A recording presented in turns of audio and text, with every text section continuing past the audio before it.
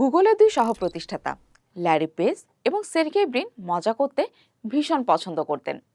তাই তো আজ থেকে 27 বছরেরও বেশি সময় আগে কোম্পানিটি শুরুর পরপরই প্রতি বছর 1 এপ্রিল অর্থাৎ এপ্রিল ফুল দিবসে তারা অদ্ভুত সব আইডিয়া নিয়ে হাজির হতেন। এক বছর গুগল চাঁদে কোপার্নিকাস রিসার্চ সেন্টারের জন্য কর্মী নিয়োগের বিজ্ঞপ্তি দিয়ে বসলো।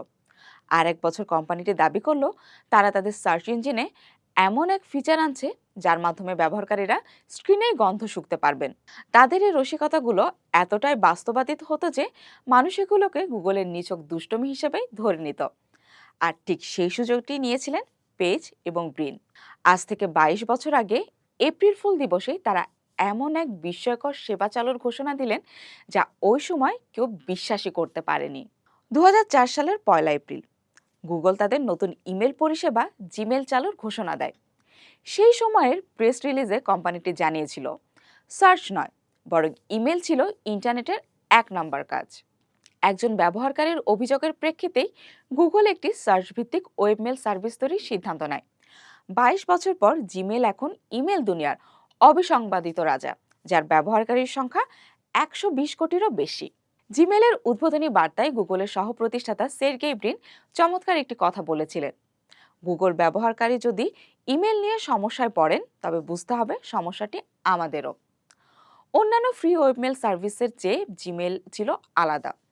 এর মূল ভাবনাটি ছিল এমন যে ব্যবহারকারীকে কখনোই কোনো মেল ডিলিট করতে হবে না, কিংবা প্রয়োজনীয় মেল খুঁজে পেতে হিমশিম খেতে হবে না। জিমেল আসার আগে ইমেল সেবাগুলো ছিল ধীরগতির এবং অনেকের কাছেই ছিল বিরক্তিকর। ইয়াহু মেল, হটমেল কিংবা এওএল মেলের মতো তৎকালীন জনপ্রিয় ফ্রি মেল প্রোভাইডাররা মাত্র 2 থেকে 4 মেগাবাইট স্টোরেজ সুবিধা দিত। ফলে নতুন মেল আসার জায়গা করে দিতে ব্যবহারকারীদের নিয়মিত পুরনো মেল ডিলিট করতে হতো। এমনকি মেলের সাথে বড় কোনো ফাইল পাঠানো ছিল প্রায় অসম্ভব।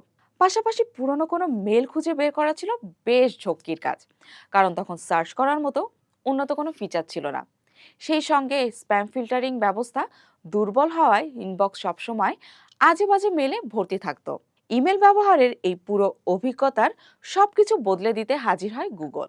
কিন্তু জিমেল যত জনপ্রিয় হয়েছে, ব্যবহারকারীদের ইনবক্সে অনাকাঙ্ক্ষিত মেলের ভিড়ও তত বেড়েছে।